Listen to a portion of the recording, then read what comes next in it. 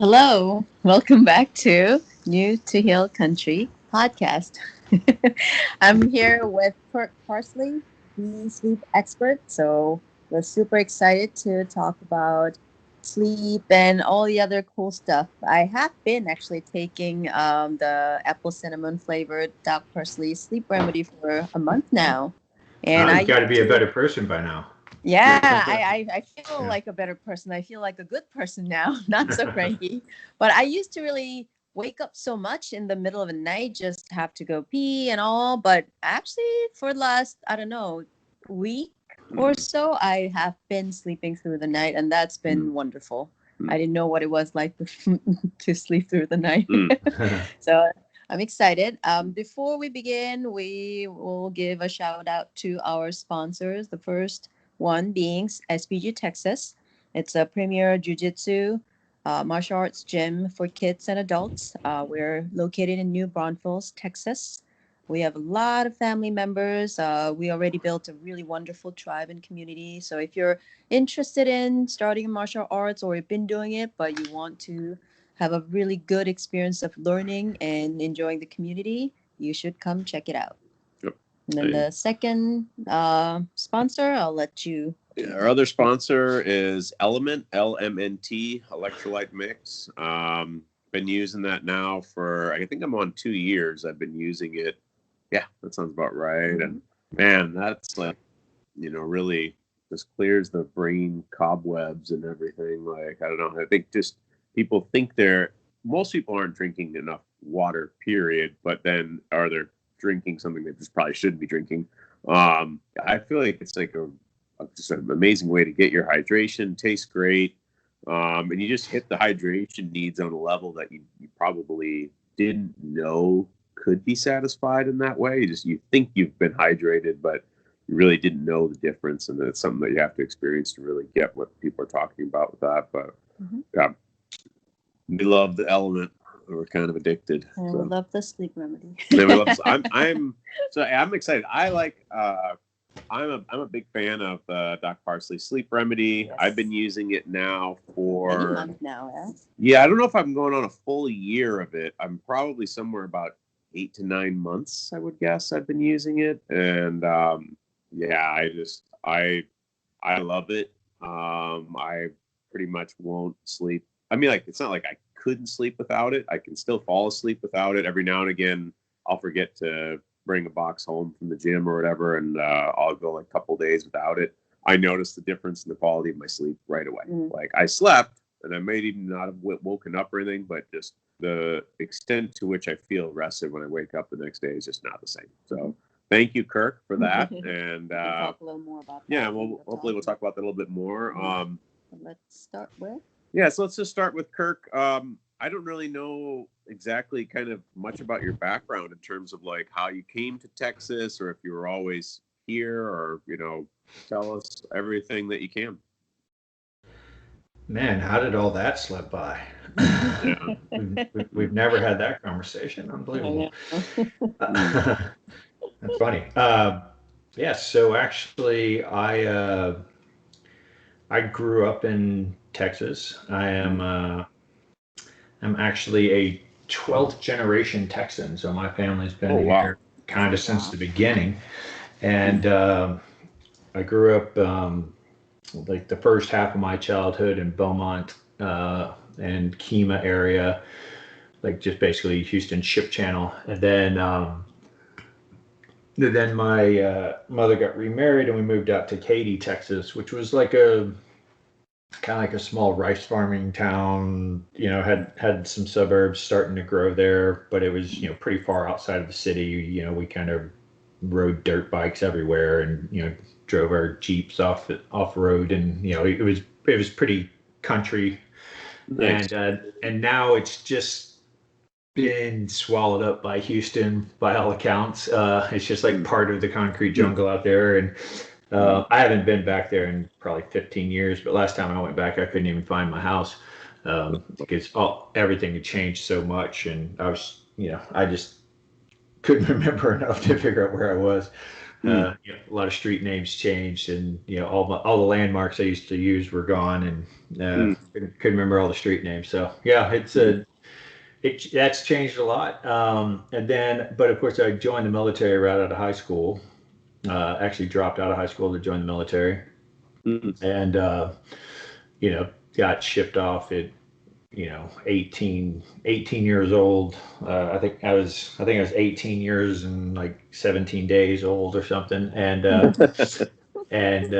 went off originally to Florida for boot camp, and then Illinois, and then back over to San Diego for the SEAL training, and then spent most of my time back in San Diego. I went to medical school in Bethesda, and that's Maryland and up by DC, and then went back to San Diego from there, and then left the Navy in 2013, and then 2014 I moved back to New Braunfels, where you guys are. Oh, really? Lived there for a couple of years, and then moved up to Austin proper about 3 years ago, almost 4. No, I guess 4 years, close to 4 years ago now. Yeah. Yeah, that's my journey. Oh, I didn't know you'd lived in New Braunfels at Yeah. any period. That's interesting. Yeah. I'm the reason Rob knew about it, because Rob came out to visit me in New Braunfels, and we went around to the grist mill and floated the river and stuff. I think at least went and looked at the floating. I don't remember if we went. I feel like we did, but maybe. And when they started looking, that was he talked to me a lot about that area. I think he was looking between like that and Wimberley or something. So I sold him on New Braunfels. Nice. Good job. He sold me on New Braunfels after that. So. And now he's leaving. Right, now he's leaving, yeah.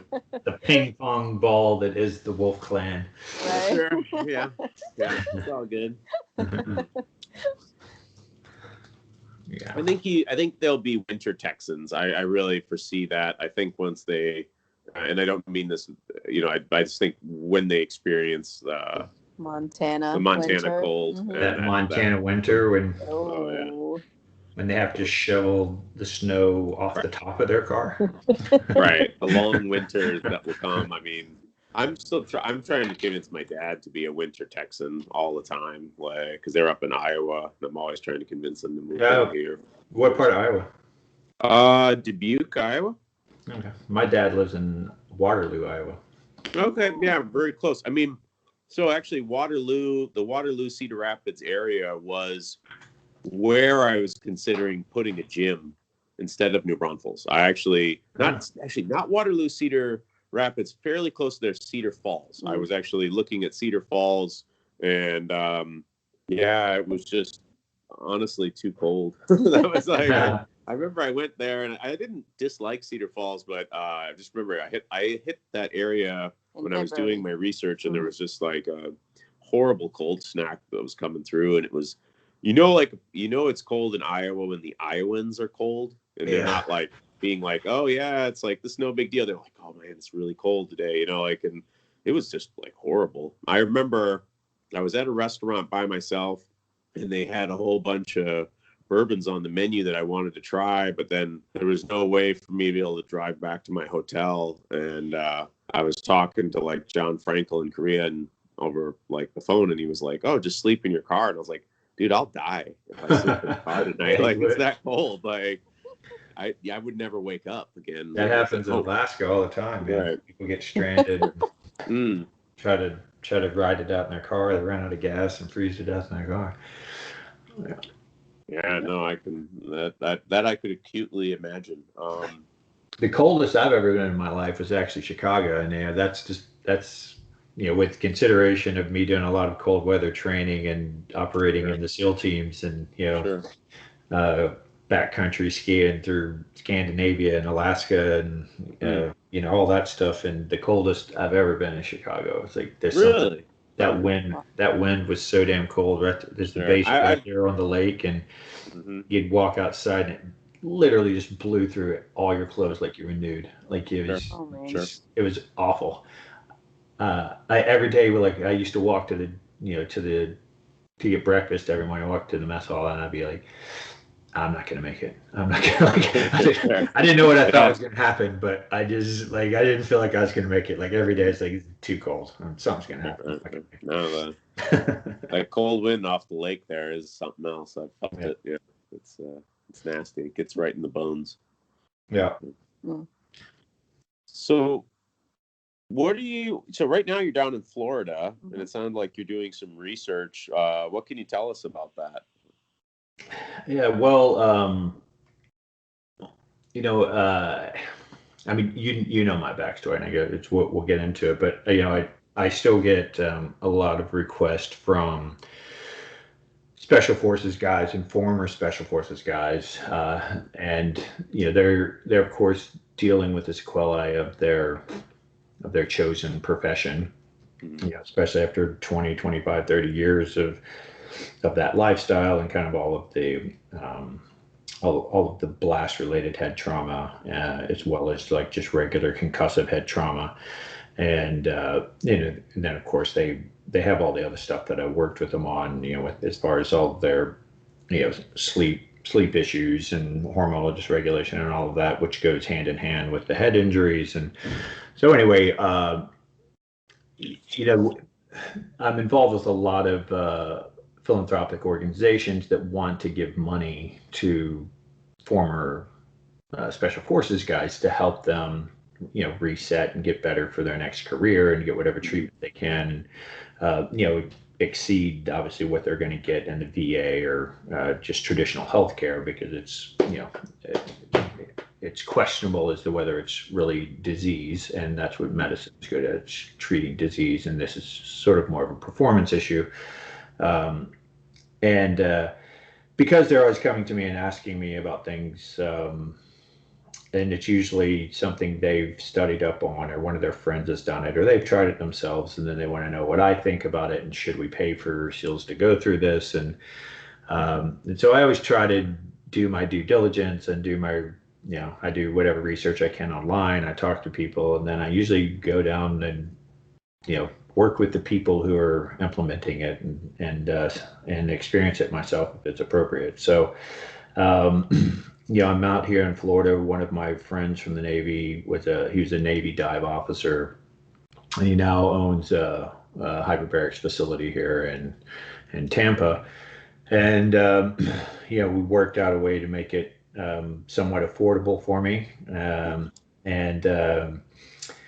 There is good data to show that hyperbarics can help with brain injuries, brain dysfunction, but nobody knows really how far out, like how acute does it have to be, how severe does it have to be, how long do you need to treat, like what's the best treatment protocol, what is it that's actually changing.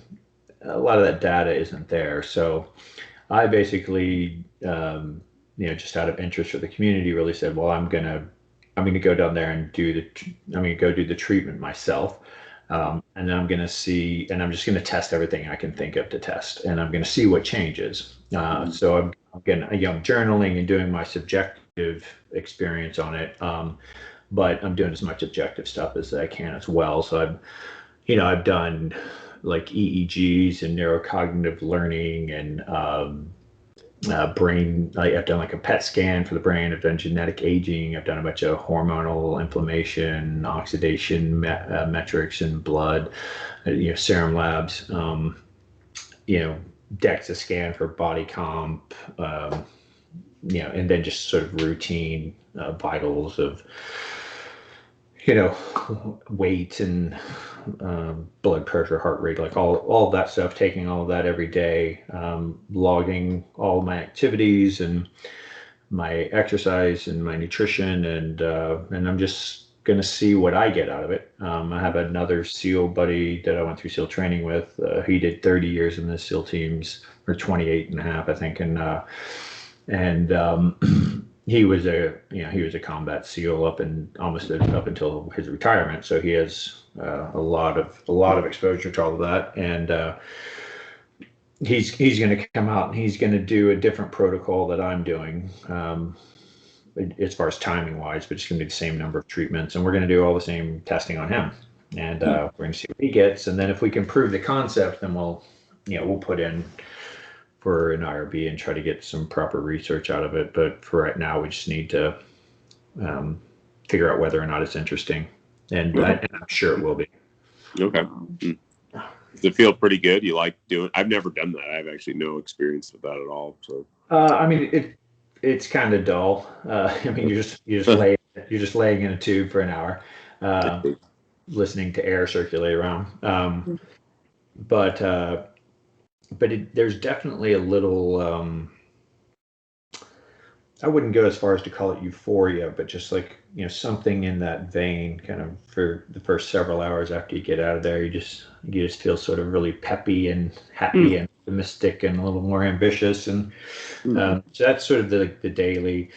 I just put this big cattle bumper on my truck right before I came out because I've been driving cross country so much. I'm just paranoid of hitting a deer at 80 miles an hour and dying or totaling my truck or whatever. So I put this big bumper on, and as is usually the case when you're doing that, I banged my knuckles all up and had a dozen little cuts across my knuckles, and I just sat there and watched those things disappear in like 3 days. Like I just sit there and just watch them shrink. I could literally tell the difference in the hour that I was in there that they'd gotten smaller.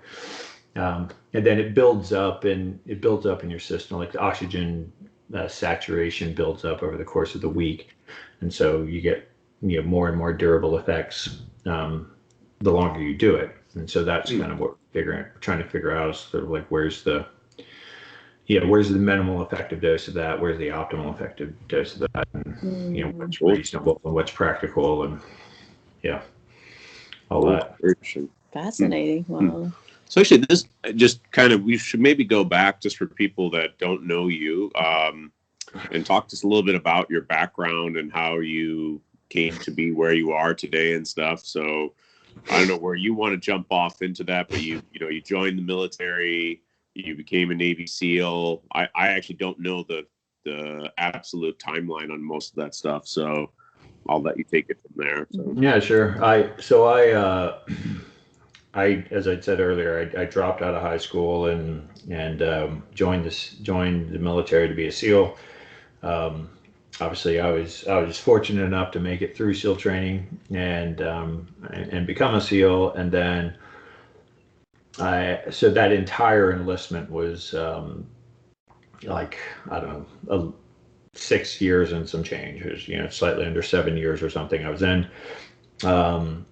I was dating. So I was a SEAL during the Clinton administration. So this is, well, I guess we had the first Gulf War while I was in, but my job was primarily training for combat and training other people to train, for combat, and training other special forces with other militaries and so forth, and so I enjoyed my time in the teams, but I just didn't really see that going anywhere. I didn't really think of it as a career, and so thought of it as sort of a young single man's game, and I felt like I was becoming neither. I met a girl and fallen in love, and was thinking about family and kids and all that, and so I got out to go to school. The woman I was dating, who had become my wife, she was in physical therapy school. She's getting her master's in physical therapy when I was dating her, and I used to read her textbooks on deployment because I'm that dorky, and and I loved it, and I thought, well, maybe I can be a physical therapist. To be clear, like, I was pretty sure I was a moron because I'd gotten bad grades my whole life, and when I say I dropped out of high school, like, I wasn't anywhere close to graduating high school when I dropped out. So, I was years away from being able to graduate. And so, I thought, well, that's pretty ambitious, but maybe I could go become a physical therapist or something. And then I started working. You need 2,000 volunteer hours just to apply to physical therapy school. Oh, wow. And I was like, well, I better get started on that. So, I had to start at junior college because I didn't even have a high school diploma. So, when I started college, I started volunteering at San Diego Sports Medicine Center, and they pretty quickly they hired me and trained me up to be a physical therapy aide, and I decided pretty quickly that I didn't really think being a physical therapist was right for me. It just just wasn't quite the right match for my interest. But being at that center, I was there with this complete, it was a complete healthcare mecca. I mean, we literally had everything. I mean, we had, massage therapist and podiatrist and sports med and ortho and, MDs, DOs, athletic trainers. We had orthodontists there. So like we literally just had everything you could imagine in healthcare. And, and I worked there 8 hours a day. So I got to know everybody and just got to kind of look at everybody's job. And a couple of the doctors, trying to talk me into becoming a doctor. And I was like, you guys need to pump the brakes. I didn't even graduate high school. I'm not a candidate for medical school. And the head doctor, the guy, Dr. Lee Rice, comes out of the clinic, or comes out of his office. He overhears this conversation, and he goes, "The question isn't whether or not you could get in. The question is, would you go if you got in?" And I was like, damn it. Yeah, you're going to shame me into this. So, okay. So I'll apply to medical school. And then interestingly, when I got out of the Navy, Lee Rice owned San Diego Sports Medicine Center, and he was the founder of the Sports Medicine Fellowship, actually, and he was the Chargers doc and the doctor for the Olympic Training Center, like super well-known guy, and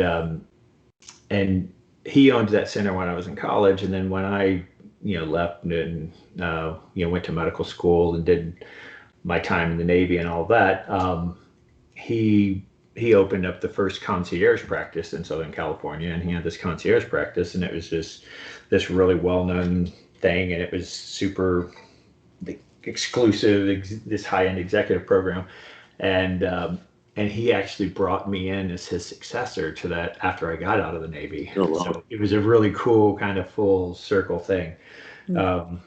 So anyway, to back up a little, so I went to the military's medical school, did all my training, went to, did my internship there in San Diego. And then I did the Navy has this residency in undersea and hyperbaric medicine. It's basically learning how to treat divers for diving injuries and other associated things. And so I did that, and then I went and worked in the Navy as a dive medical officer or undersea medical officer, whatever they want to call them. And then I did a couple of years at one unit, and then I went back to the SEAL teams. And then when I was at the SEAL teams, I had this great background in sports medicine. I figured that's what I was going to do when I got to the SEAL teams. Having been a SEAL, the only time I ever saw a doctor was if I had a sports medicine injury, an orthopedic injury, and everyone I know, that was the only time we saw doctors. So that's what I thought I'd do, and I got back there at this perfect time where they'd just gotten funding.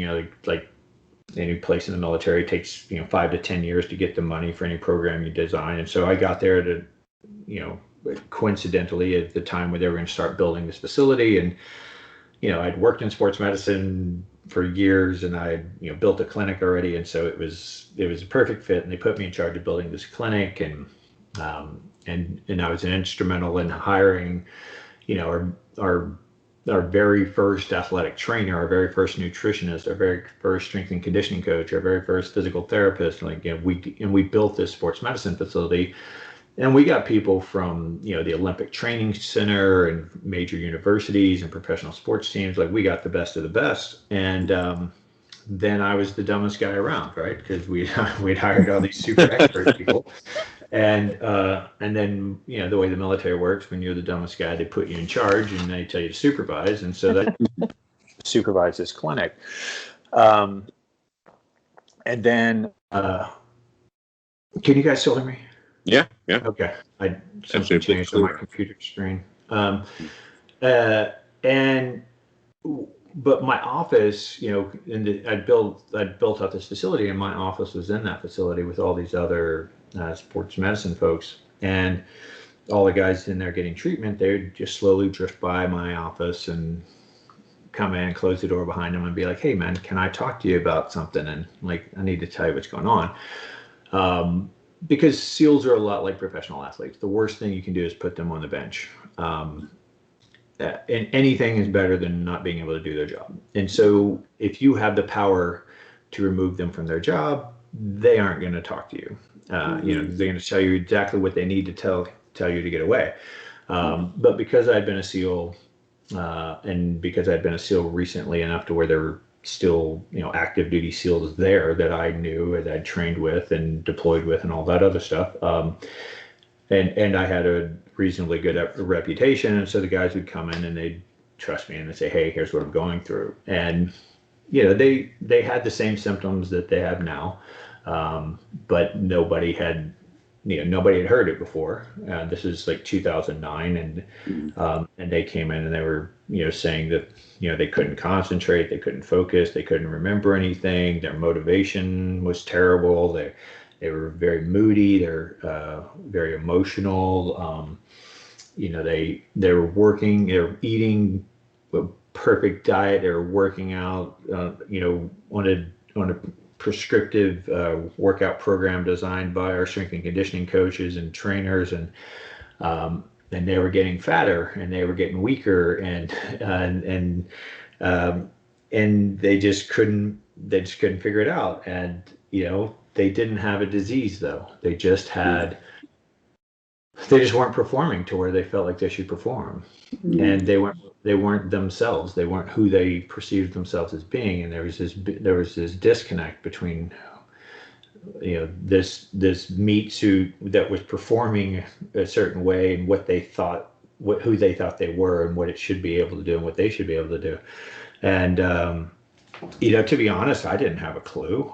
You know, I went to Western medical school. I knew how to diagnose and treat diseases. I didn't know anything to do with performance. And so it forced me to do a lot of learning. And you know, the way the SEAL teams work is everything is sort of a word of mouth. And once somebody has good results, they tell their friend and they tell two friends, and, you know, it grows exponentially. And, you know, pretty rapidly, I'd say within maybe 2 months, I'd probably had 100 guys come in my office and tell me the same story. And it was so similar that I could have told them the story after the first 30. I could have just said, "Hey, sit right here. Let me tell you what's going on with you." And I remember it so clearly. This guy's mentioning something about sleep, just sort of offhanded, and taking Ambien, and it kind of a light bulb went off. I was like, man, it sure seems like a lot of guys are taking Ambien. And so I just made a note in the margin and said, I'll come back and look at that later. And of course, I didn't have any idea of, you know, whether or not Ambien could be associated with what they were dealing with, because like every other doctor, I knew nothing about sleep. I never had a single class on sleep in medical school. There wasn't a single board question on sleep, but nobody I knew anything about sleep. I knew what the Z drugs were. I knew how they worked, you know, as far as their molecular action. But I didn't know how they impacted sleep, and I really didn't know what went on during sleep. And, you know, I thought, well, maybe I should look at that.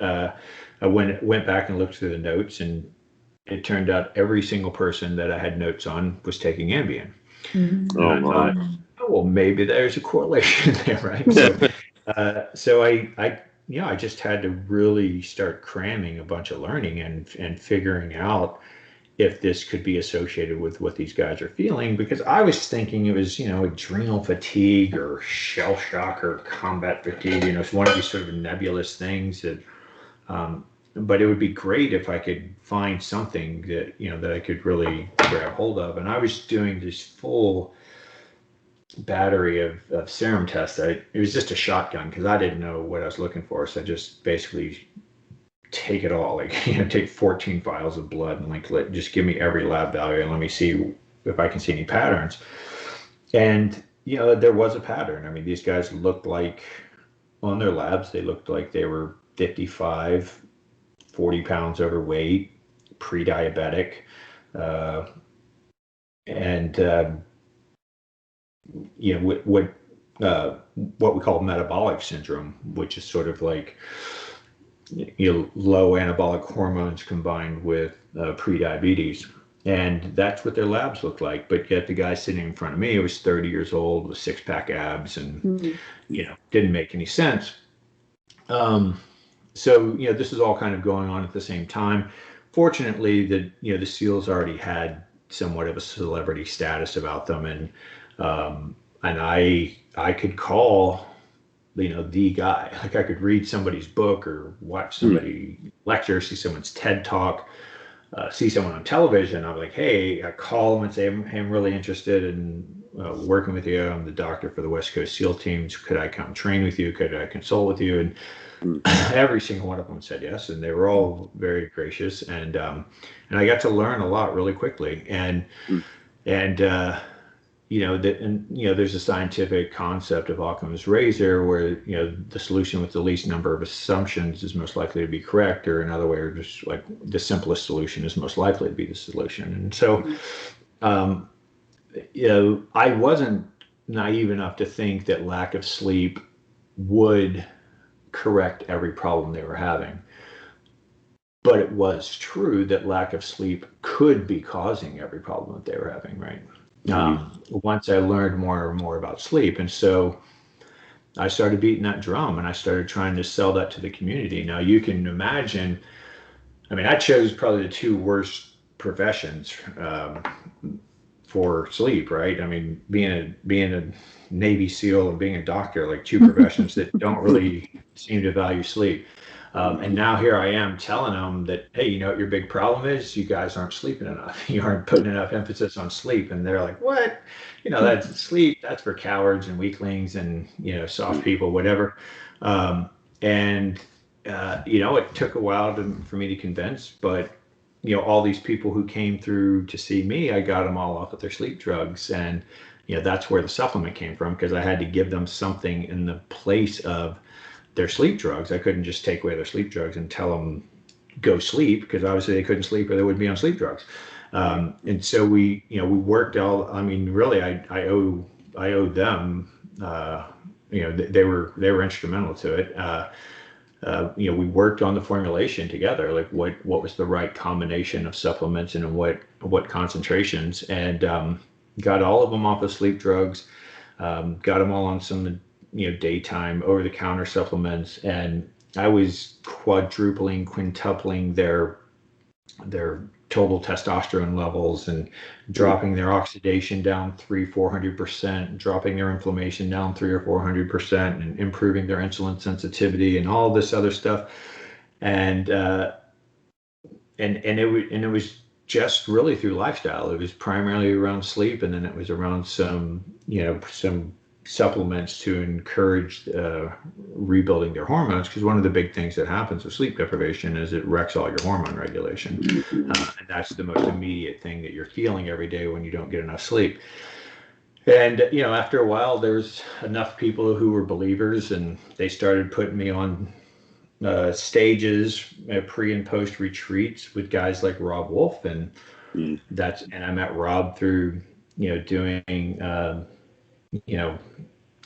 conference, I don't know, whatever they're called, retreats. It's sort of like a conference where they'd have a bunch of lecturers, and Rob and I became friends, and and he dragged me into other sort of opportunities for speaking. And then when I got out of the military, that was just an option for me, was to go around and keep spreading my apple seeds.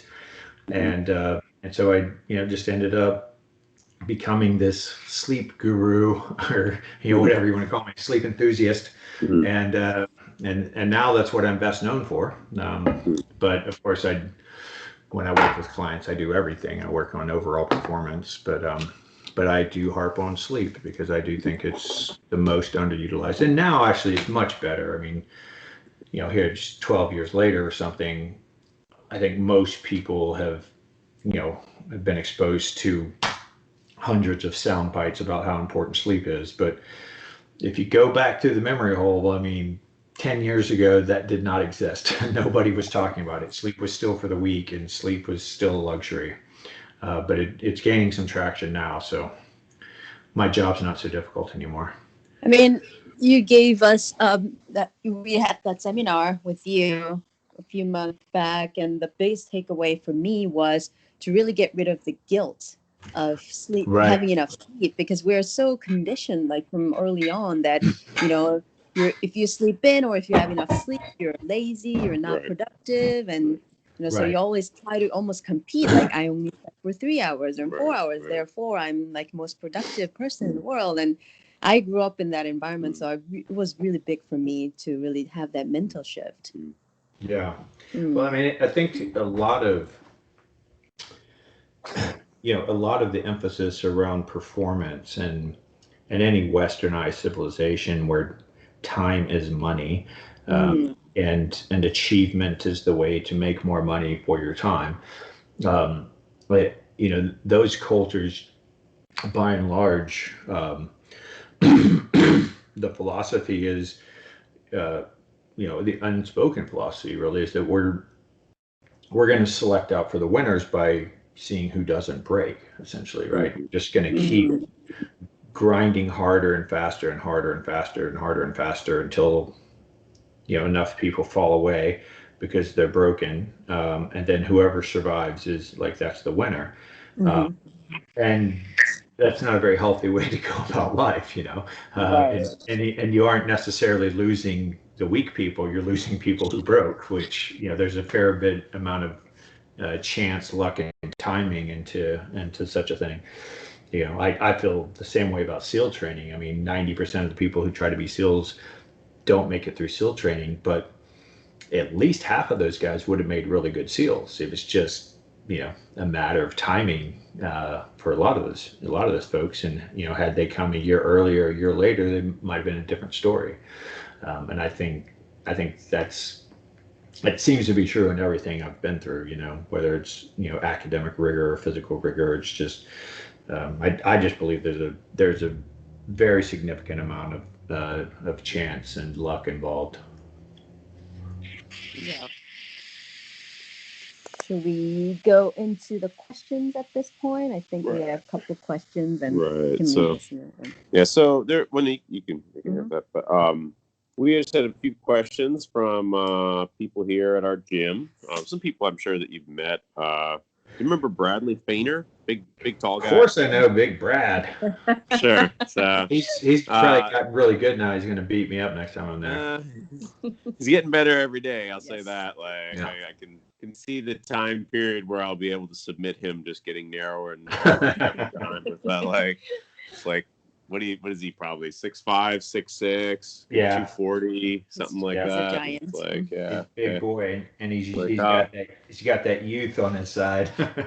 yeah, right. It's like so many of these guys that I'm training where I'm like, I might have to stop teaching you jiu-jitsu here. I don't know. Like, I'm taking away the only advantage I have here, but yeah, that's all good. But he had a few questions. One of his questions was, how significantly does eating before bed affect sleep? And if significantly, how long before sleep should your last meal be?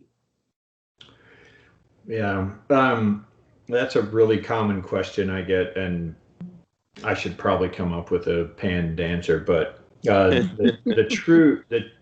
the true answer to that is that it really depends. It's really biologically individual. And what I mean by that,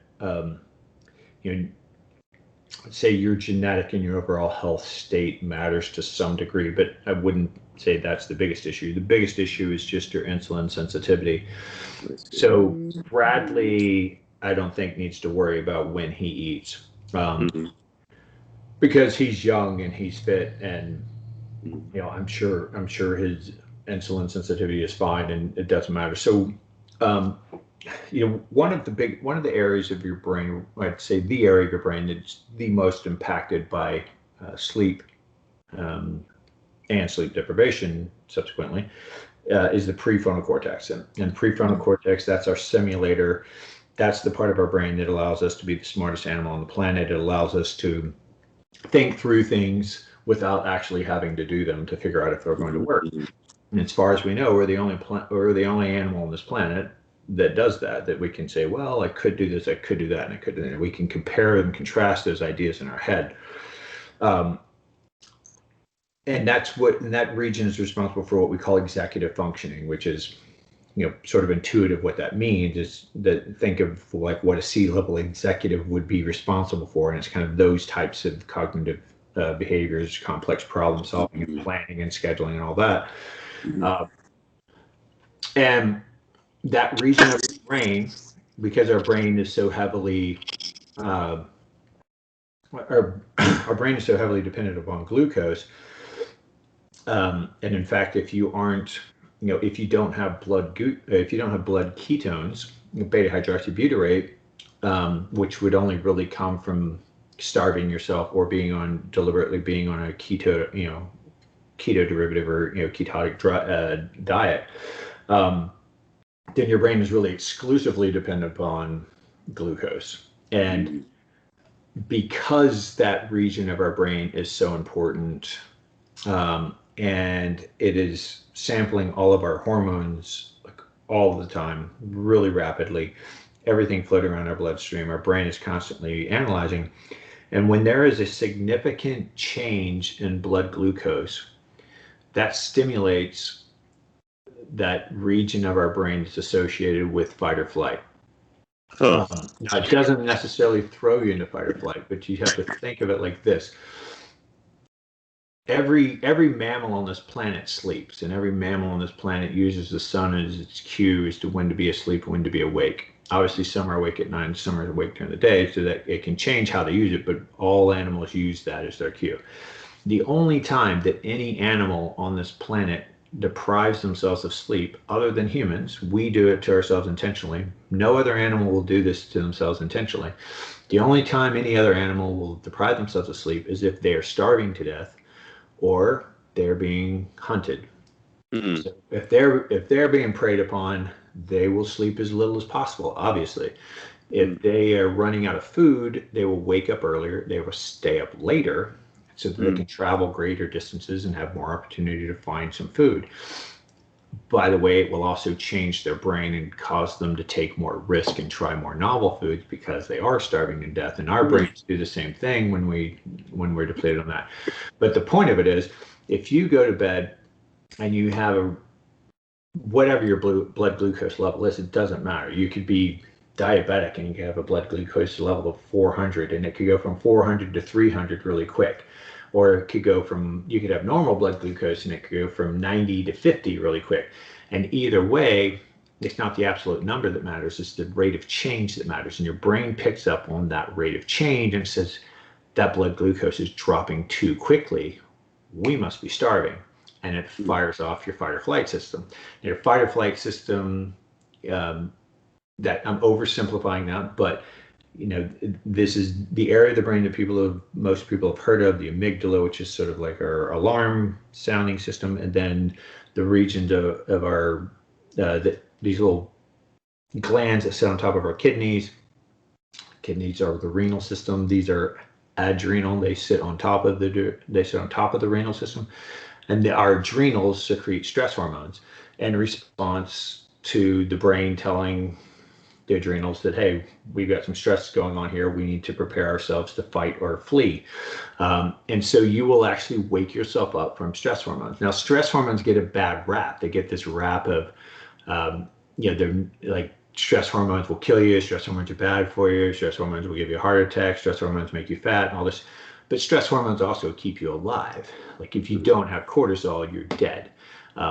So your cortisol wakes you up in the morning. So if you don't use an alarm clock to wake up in the morning, you could sleep in a cave and you would in complete darkness, and you would wake up after 8-9 hours of sleep or so. What would wake you up? Well, that would be your stress hormones. So when your stress hormones get to a certain level, that wakes you up automatically. They keep going up till about midday, then they start crashing, and then they start going down. And once they get below that level that wakes you up, and they're lower than that, now you can fall asleep. And then when you're in deep sleep, you have the lowest stress hormones you'll have at any time of your life during deep sleep. and the lowest right when you go to sleep, and then they gradually go up over the night, and in the morning they wake you up. So you can see that if I'm asleep and I'm in deep sleep and my brain perceives me as starving and it fires my amygdala and it fires my adrenals and I start secreting stress hormones, my stress hormones are going to go high enough to wake me up and I'm going to feel like being awake. And even if it doesn't raise me to the full level of being awake and alert, it will at least raise me to a point where I'm getting poorer quality of sleep, and the quality of sleep matters every bit as much. So that's a circuitous answer, but the answer is insulin sensitivity is what really matters. And so if you have good insulin sensitivity, it probably doesn't matter to you. The only caveat to that is that for complex reasoning, you don't want food in your stomach when you're going to bed, ideally. So I would say to not go to bed for about to not have a meal closer than 3 hours to your bedtime, which is roughly about that. So about 3 hours to empty your stomach. And that's for chemical, mechanical reasons. It's not necessarily a huge player. But if you do have insulin sensitivity issues, then you need to experiment with it, because you have two possibilities. One is that you're eating a lot of carbs before bed and you're getting a fast rate of change at some point due to sporadic insulin releases and sensitivities, bounce. It's not like a volume knob. I'd skip that. Don't worry about what I'm saying. If you get your blood glucose too high with sort of fast things that have what we call a high glycemic index, meaning that they raise your blood glucose really quickly, they also come down really quickly. Well, you can get that response that I was talking about, right? Okay. And then the other thing is that if you're just really low carb, or again, if you have sort of unpredictable insulin sensitivity and your blood glucose gets too low, an absolute nadir of like being too low will also trigger your brain in the same way. So I usually tell people, if you think you have any issues around that, try some slow carbs. Like stay away from starches, stay away from refined carbohydrates, because those go up and down really quickly. Get yourself a bunch of broccoli or Brussels sprouts or asparagus or salad or something like that, and load yourself with some slow releasing carbs. Some fruit, blackberries, blueberries, that kind of stuff. Slow releasing carbs, so then throughout the hours of the night, your blood glucose level will stay high enough, and it will come down at a gradual level. Okay, nice. Moving on to the next question there. I'm not sure how to say this. I think it's Aura Ring, the OU. Aura Ring. Yeah. He wants to know how you feel about the Aura Ring. He thinks he already knows what you're going to say. So let's see if we can prove him wrong. But I think it's probably pretty predictable. So the wearable devices. Well, let me first say this. Of all of the wearable devices, I believe that the Aura Ring is the most accurate, and I believe it is the best designed and probably the easiest for compliance. And that's primarily because the charge lasts so long, because it's a ring and not a watch or chest band or whatever other kind of gadgets people do, things on their heads, headbands, and all that other stuff. It's just an easier thing. So and in full disclosure, I'm good friends with Harpreet, the founder of the company. But I do want to throw in a caveat about it. If you want to have a sleep tracking device, then I would say yes, that's probably the best one to have. The reason for that I could go into if anybody's interested about why its design is superior to others, in my opinion. But I caution people to know why you want that data. A lot of this biohacking kind of mindset, people are just collecting data for the sake of having data. then making uninformed and uneducated opinions about what that data means, and then trying other things and collecting more data. And it just seems like a nightmare to me.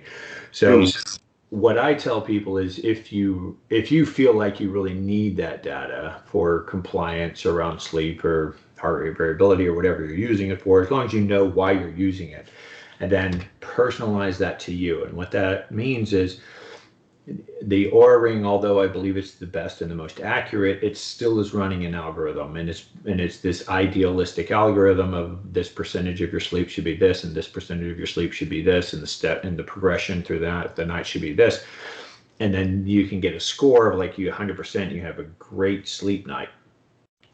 But that might not be your best night of sleep. That's just the algorithmic best night of sleep. So you need to find out what your best night of sleep. And might be 80%. Like an 80% score might actually be when you get the best sleep and you feel the best and you perform the best. So, and if you're going to use it for other things, I know a lot of people use it for heart rate variability as well. Just know why you're doing it. And what's your exit strategy? Don't get too wound around the axle with this stuff. And there's a point where the information just isn't useful anymore. When you start worrying about what percentage of your sleep is slow wave sleep, and what percentage is REM sleep, and what percentage is light sleep, and you can't do anything about that anyway. So let's not get too crazy with it.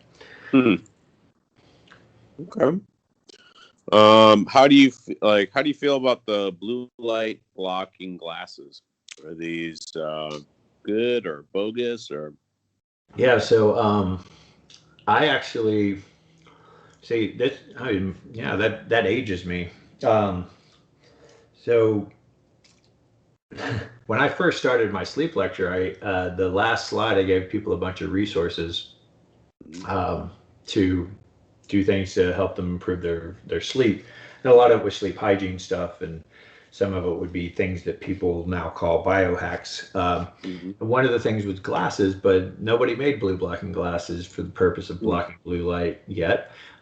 People made gaming glasses, and gaming glasses were there to decrease the eye fatigue when people play video games, because blue light's the most diffracting, and so you get rid of the blue light and it's easier to focus.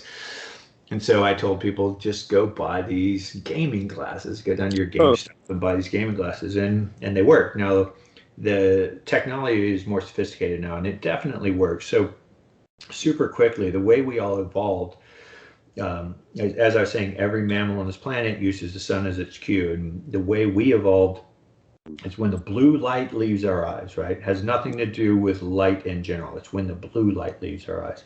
We have some nerve cells in the back of our eyes that sense blue light. And when the blue light goes away, my guess is because the sky is blue, when the blue light goes away, that triggers our brain to say, oh, it's time for us to start getting ready for sleep. And that's, that actually, it's those neurons, those nerve cells in the back of our eyes that are sensing blue light that slows them down. They have less blue light to make them fire. So when they slow down, that causes the pathway to go all the way circuitously back through our brain and our SCN and all this, and it eventually triggers the pineal gland to start secreting melatonin, and melatonin is like the starter pistol of the sleep process. And then you start getting all these biochemical changes in your brain. And then about 3 hours later, you feel like falling asleep. So most people have experienced this when you go out camping. If you go out camping and you don't have a bunch of electronic lights with you, most people find that they fall asleep about 2.5 to 3.5 hours after the sun goes down. That's because it's how long it takes your brain to do all this processing to get you ready for sleep. Now, nobody spends 2.5 to 3 hours getting ready for bed anymore. So one little thing that you can do to simulate that is wear blue blocking glasses. Use light bulbs in your house that don't have blue light. Have the F-Lux on your computer to take the blue light out of your screen. There's apps on your phone to do the same thing. There's things you can do to your smart televisions that do the same thing. Get the blue light out of your eyes. And like I said, it's not absolute light, it's blue light. So if you can get rid of the blue light, you get the same benefit as if you were living in your ancestral environment and getting ready for sleep the way you evolved to get ready for sleep. Nice. And I actually have just penned a deal with Swanick blue blocking glasses. I've known the founder of that for years, and they make a really good product.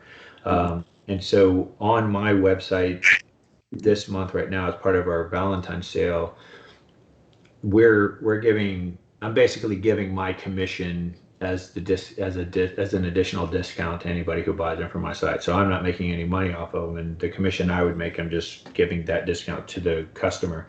So if any of your listeners want to buy some glasses there, that's as cheap as you'll ever be able to get those. Oh, nice.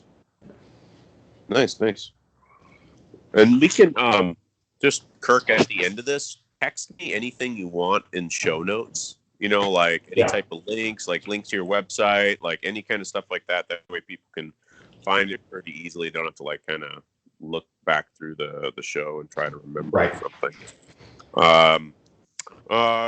Another question from Bradley. Actually, let's take another question from someone else, and we'll come back to Bradley's questions.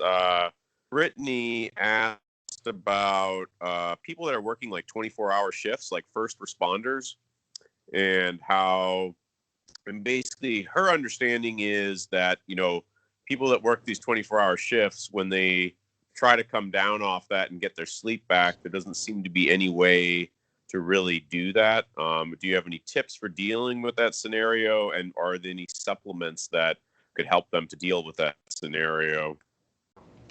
Yeah. Well, I commend Brittany on her intuition. This is something I usually have to sell to first responders, is that there is nothing that you can do to get rid of that pain.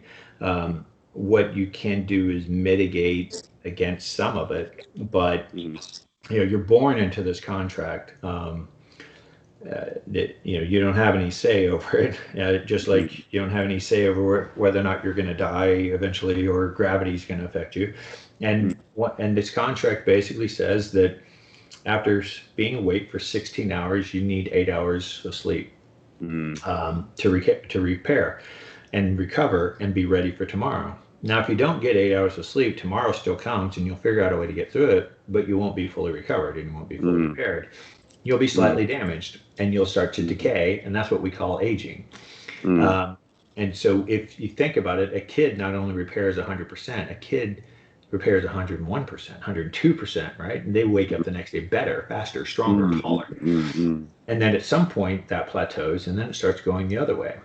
And you wake up at 99%, and 99% of that, and 99% of that, and then that's what we call aging.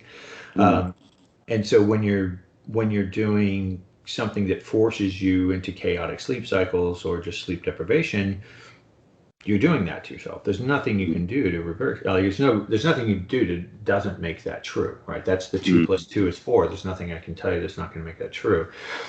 However, what we do know is that, and it's pretty logical if you think about it. So if being awake for 16 hours, and these are loose, right? I don't want anybody to set stopwatches on this. This is a rough concept. If being awake for 16 hours leads to 8 hours of sleep, and that's sort of the ideal 24-hour day, then what happens when you're awake for 18 hours? Even though you sleep 8 hours, right? So if I work 18 hours a day instead of 16 hours, and I still sleep 8 hours, I'm still not going to recover 100%, right? Because it takes 8 hours to recover from 16 hours. Now, if I stretch that out to 20 hours, to 22 hours, to 24 hours, to 30 hours, what am I doing? I can't recover from that, right? I need 2 nights of sleep, essentially, but I'm not going to be able to sleep that long because of circadian rhythms and ultradian rhythms and other body systems that are going to prevent me from just sleeping for 24 hours after I get off of a 30-hour shift. And so I'm a little damaged, and I'm not quite recovered. And I'll figure out a way to compensate, and I'll figure out a way to not decay so fast, but I am going to decay faster. So the keys to it is basically, health it's a series of decisions, really. It's pretty much all lifestyle decisions is the key foundation to health. And I used to say that there were 4 pillars of health, but now I say there's 3 pillars of health sitting on the foundation of sleep. So think of sleep as like that's the granite bottom that the pillars are sitting on, and then you have exercise, You have nutrition, and then you have stress mitigation. So you can call that mindset or psychology or mindfulness or whatever you want to call that. But you have to control stress. You have to manage your nutrition, and you have to manage your activity and exercise. You need to do those three perfectly, right? Because sleep is the foundation, and that's the one you're robbing yourself on. So you need to be better than everybody on those other three. Let's see. And then some simple things that we can do is like one of the things that we know is that, and again, if you think about this, it makes sense. If I say the longer you're awake, the more damage that you're doing to yourself that you aren't going to be able to recover from with 8 hours of sleep. The obvious solution is to reduce the number of hours that you're awake. So what a lot of people who are first responders and shift workers do is they have this shift where when they get home in the morning after their night shift, that's their time with their kids. That's their time with their family. And so they're going to stay awake for another 4 or 5 hours, and then they're going to go to sleep around noon, and they're going to sleep till 7 or 8 p.m. and then they're going to get up and go in again. That's the wrong answer. And that's an unpopular truth, but you need to get your sleep as soon as possible. So if you can go to sleep an hour after you get off work, that's when you should go to sleep, if that's your primary concern. And then the other thing is that you have to almost treat that like a disability. You have to treat like this is a special circumstance. There needs to be accommodations made for the fact that you aren't getting enough sleep on a chronic basis, and that is killing you. That is going to make you many times more likely to contract any disease and to die from any cause. Sleep deprivation does that. It just does. Shift work does that. We know it does that. Shift work is a type 2A carcinogen. So what we have to do is make accommodations for that. So as unpopular as it may be with your wife or husband, you need like your own little special sleeping room that is ice cold, that is silence of the lamb dark, that is quiet.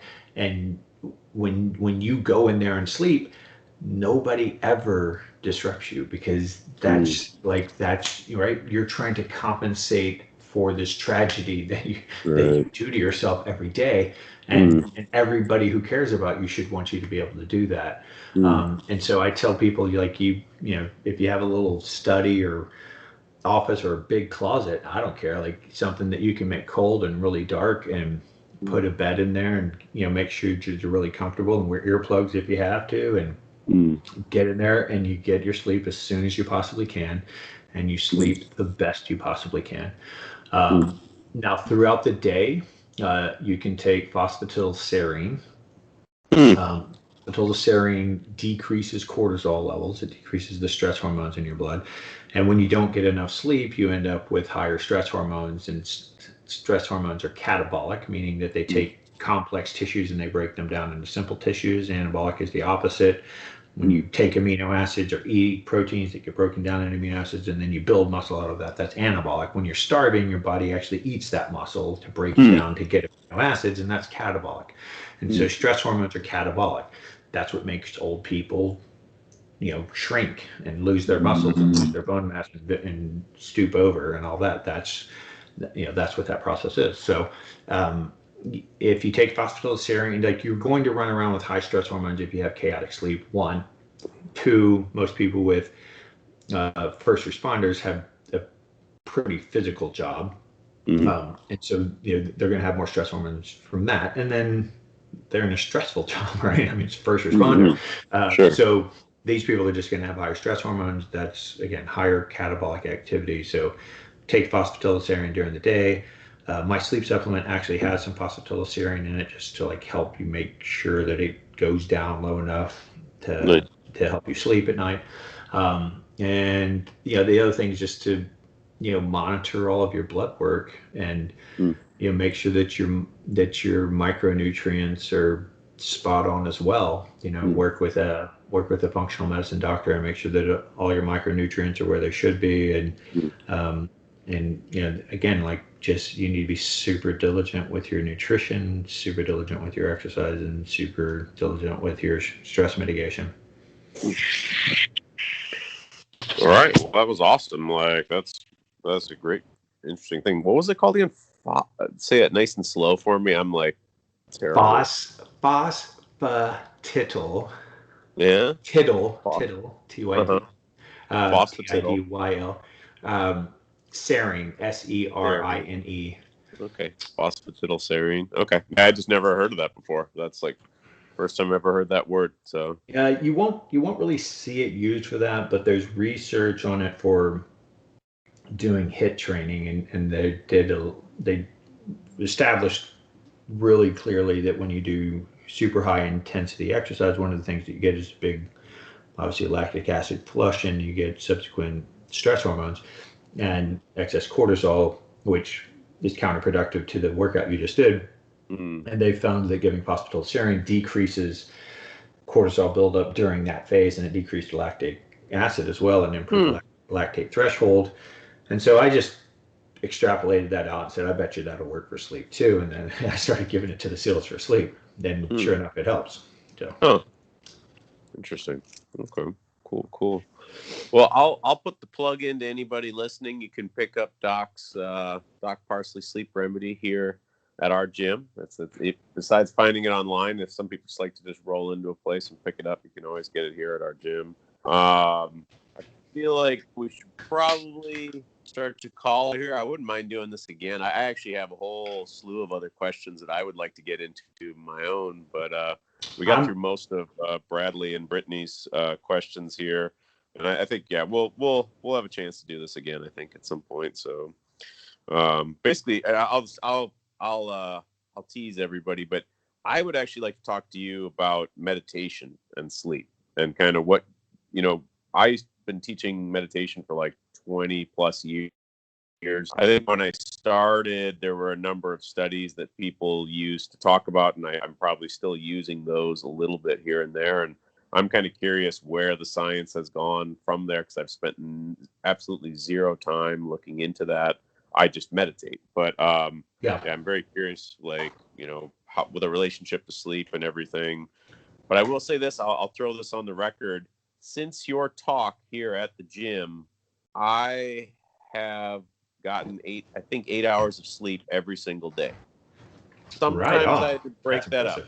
Sometimes I had to break that up. Sometimes it was like 6 hours. I had to get up, get the kids to school or something. I'd come back. I'd lay down for another 2 hours. But it's made a huge difference. I mean, just running the gym, I put in so many hours on the mat that I really try to just prioritize everything I do rest-wise, everything I do recovery-wise, because SPG Texas doesn't run very well if I can't go to the gym.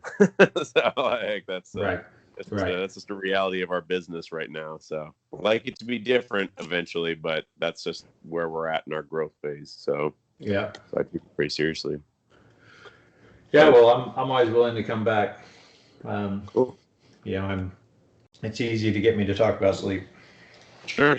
Yeah, I'm excited, and I'm excited to see you back at the gym training when you come back from Florida and everything. So about another month would be good. Cool. Well, thanks for coming on the show, Kirk, and we'll be in touch. And send me some notes and all that people can look at real quick. And take her easy, dude. All right, man. Sounds good.